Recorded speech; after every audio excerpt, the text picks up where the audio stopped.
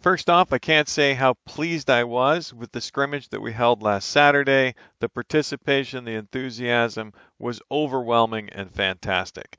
Now we're going to talk about what brand new officials need to be considering when they're starting to officiate. And we're going to start with play number 1, which is at the snap, we want you to drop the whistle out of your mouth. You can have it in your mouth at the beginning of the snap, but we want you to drop it at the snap, and you don't need to put it back in your mouth until you're certain that the play is over and you're ready to mark the play dead.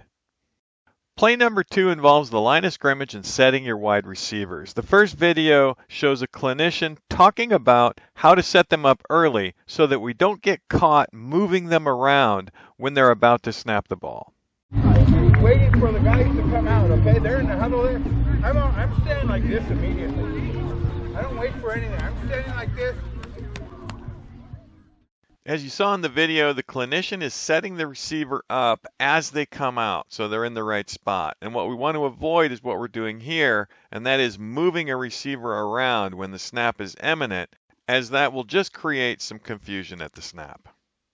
The next thing we want to talk about is the restricted area, and this is the area where we work during the game. Now this is a scrimmage, so there was obviously some leeway, but we want to take a look at this area and make sure that it is a clear path for us to work in, and that's a real point of emphasis this season. So let's make sure we start that in week 1. Next, we're going to talk about closing in on a play. On this play, we have a sweep to the right, and as you can see, when the play is over, there are a lot of players involved in the tackle and in the surrounding area. And in this case, we need our officials to really close in on this action, maintain order, and prevent anything that may come up as a result of all of these players being in the same place at the same time. So watch this motion. They do an excellent job of getting in, closing in on this action, and then separating the players to make sure that everybody is safe. Next, let's talk about forward progress. And this is the advance that the runner makes and then sometimes is pushed back. In this case, we've got a sweep to the left. He gets pretty close to the sideline. And you can see right here he's just slightly beyond the 25-yard line. And then the defense collapses, starts pushing him back. The official correctly and immediately stops play. And when you mark the progress, you go right to that forward spot where he was when he got the furthest downfield and was then pushed back. In this case, we've got another sweep around the left, and progress is not quite stopped, and we get a little bit on the whistle early. So we want to make sure that we're blowing it dead if progress is stopped, but we want to allow the runner to try to gain, if they're still moving forward, any yardage that they're entitled to. This next play is a progress out of bounds, where the running back goes through the restricted area into the opponent's bench area. In this case, we do want to maintain a safe distance behind the runner, as we do here, and then once the player goes out of bounds and into the bench area, we move up to the out of bounds spot, but we maintain our focus into the bench area so that we can make sure that the player colors separate and that we are able to reset the ball and move on with the game safely. This is another run play. It's a sweep to our side, the near side, and the run ends around the 9-yard marks or at where the numbers are marked on the field.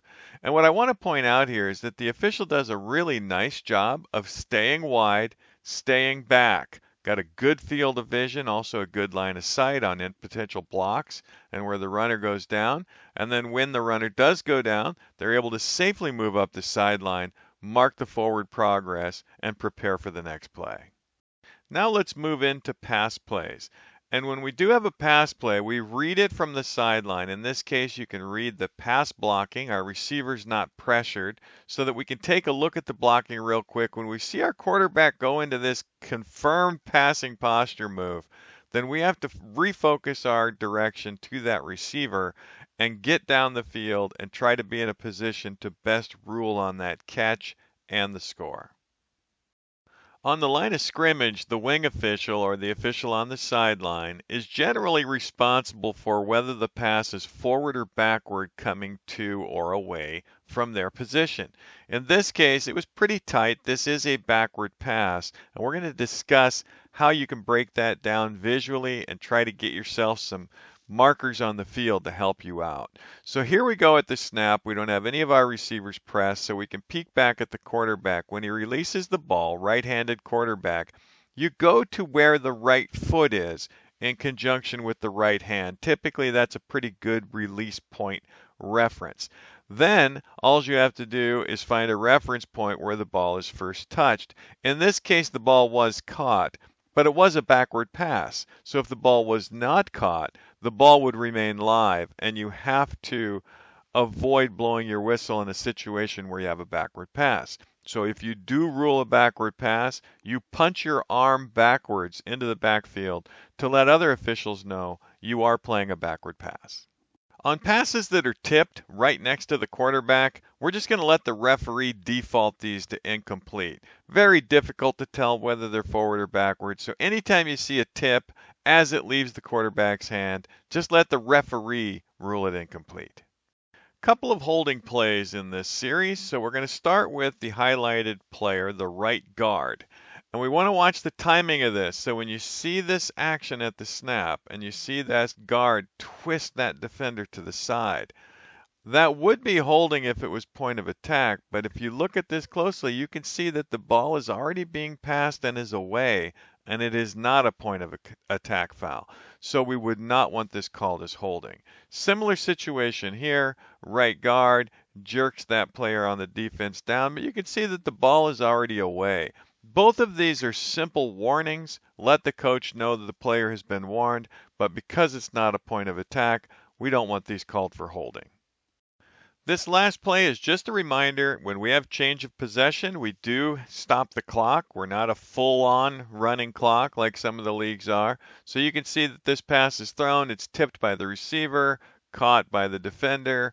That is a shutdown change of possession. We want our wing officials to come in, bursting into that area, marking a spot, giving a hard signal for a change of possession, and that way we can communicate clearly to both sides what the ruling on the field is. Well, keeping it at an even dozen, and that's going to do it for this week. Please have a great week out there, enjoy yourselves, and stay safe. Much appreciated. Thank you.